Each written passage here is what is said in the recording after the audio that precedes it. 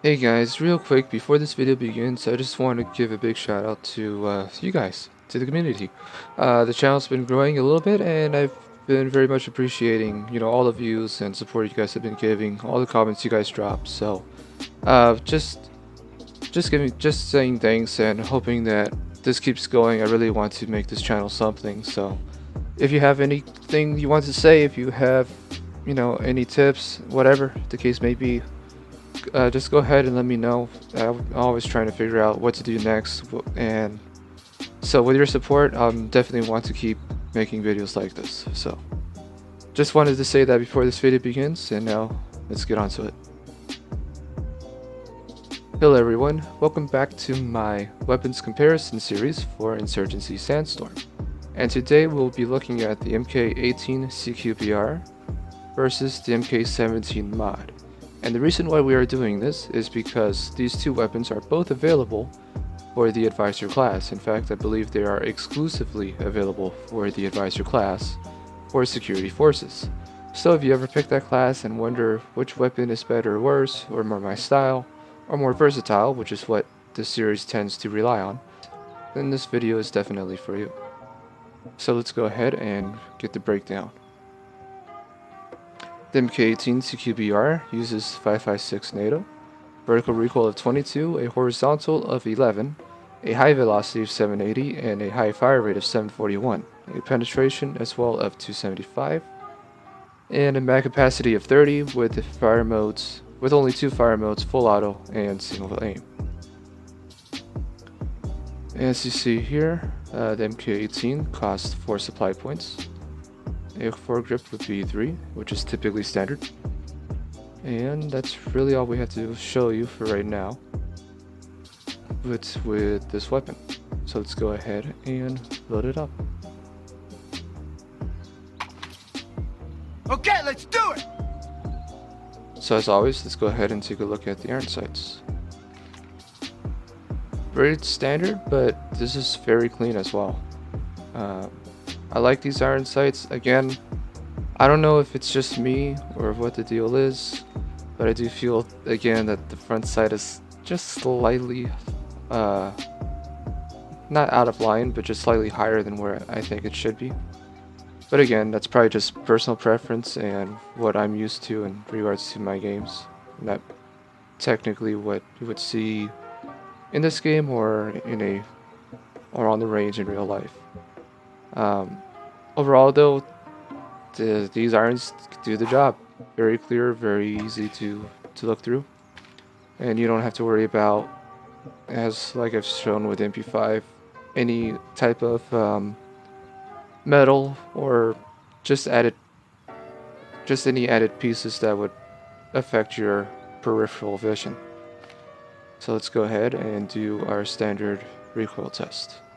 So what we're going to do here is we're going to shoot the gun. I'm going to adjust for the recoil, and we're going to see just how tight a spread I can get. In 3, 2, 1.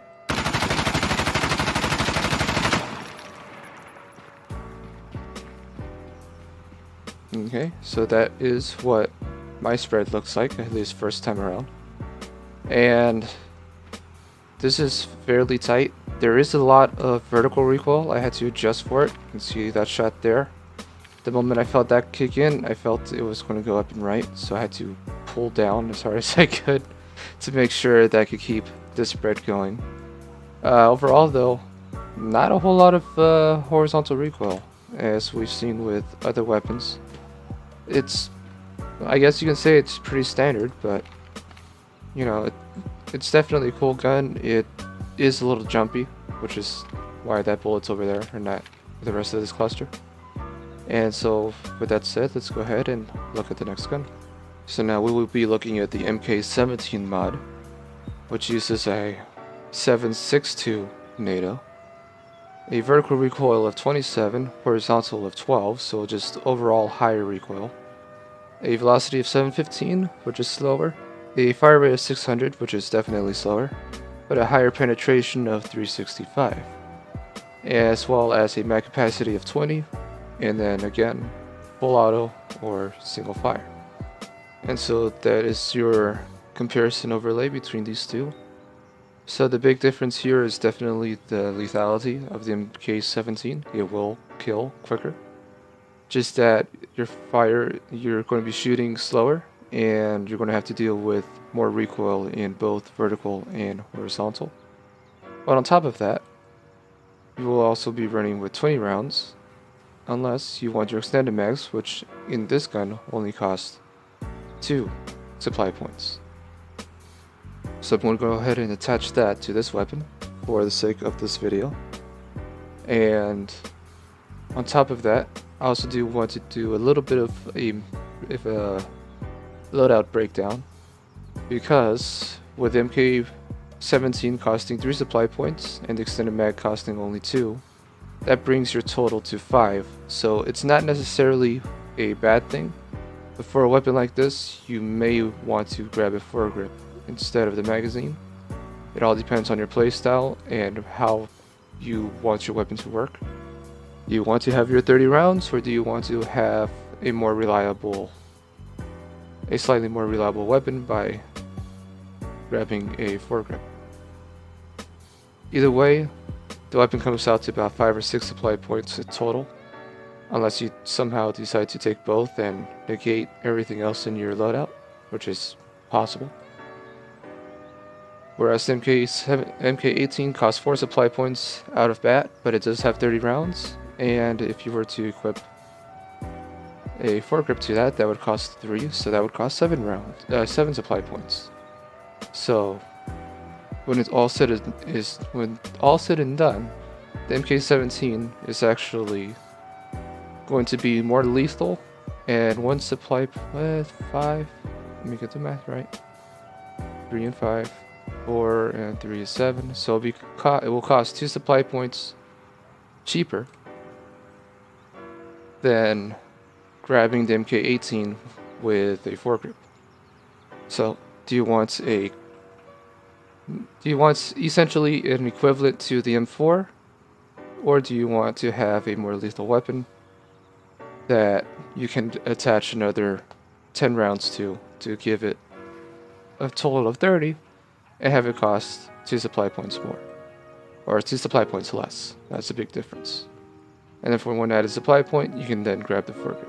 So it depends on how you play, but it's a lot more versatile than what we've seen before or previously with the MP5 and the MP7, where the MP5 was just outright more versatile, cheaper in every aspect, and the MP7 was just left in the dust in regards to what you can and can't use and how expensive the weapon was out of the bat. So with that breakdown done, let's go ahead and load up this weapon. Okay. So let's go ahead and look at the iron sights.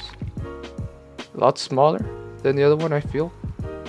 You do get a little bit of the middle bars on the left and right that may or may not prevent your peripheral vision, at least in close ranges, or at far ranges. But you know what I mean, in regards to how, what's around your center of aim. But overall though, it is pretty clean. It's very clean. I don't have any problems with it.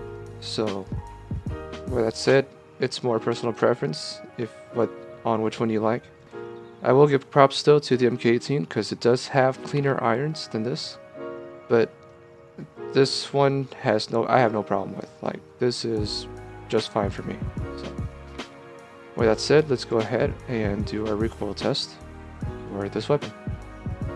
Alright, so this is the Mk17 mod with 30 rounds and no other attachments.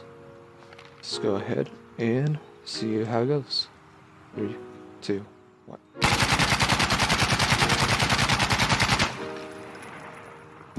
So yeah, it has more kick. I think that's fairly obvious, but one thing they do share in common is very low horizontal recoil still. So not a whole lot of left and right, but a lot of up and down. So those first 4 shots up there were understanding that the gun was going to climb.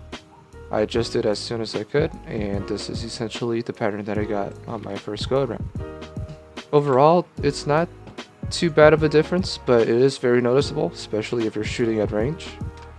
if you're not used to a rifle like this that uses a 7.62, I'm going to let you know off the bat that it will jump within your first and second shot, and you will have to very much compensate for that as soon as you possibly can.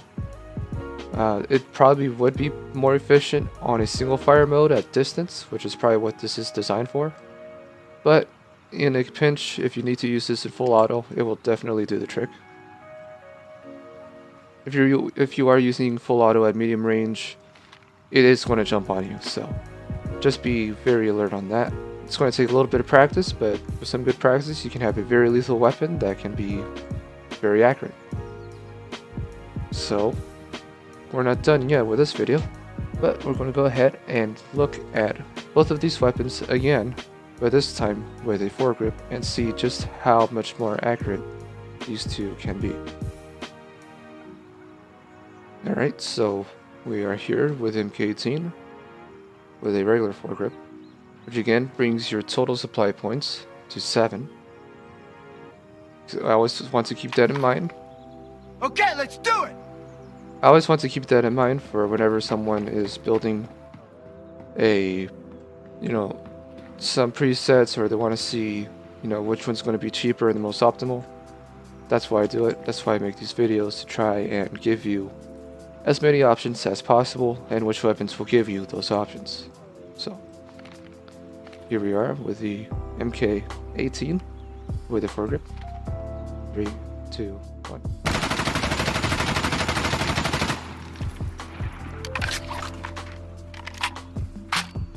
So it's definitely easier to control. Those bullets down there were me overcompensating for recoil from... I still had the muscle memory from the 7.62 that I fired, so that's why that's there. But overall, very neat. Very similar again to what we've seen with the M4. So your vertical is going to be very easy to handle, and your horizontal is going to be very similar with the M4, like the M4. So that's what it looks like. Now let's go ahead and grab the M17, throw a foregrip on that, and see what our results will be. So now we have our Mk17, 20 rounds with a foregrip, which will cost you 6 supply points. I'm also going to throw in the extended mags for added measure, and that will bring your total to 8. So just for 1 supply point more, you're going to have a extremely lethal rifle with a foregrip on it, and a full 30 rounds. Yeah, good to go. So it is expensive, but at the end of the day, it's just 1 supply point more than the Mk18 with a foregrip. So it's really not that bad. So let's go ahead and do this recoil test with a foregrip. As always, Mk17 mod with a foregrip recoil test. 3, 2, 1.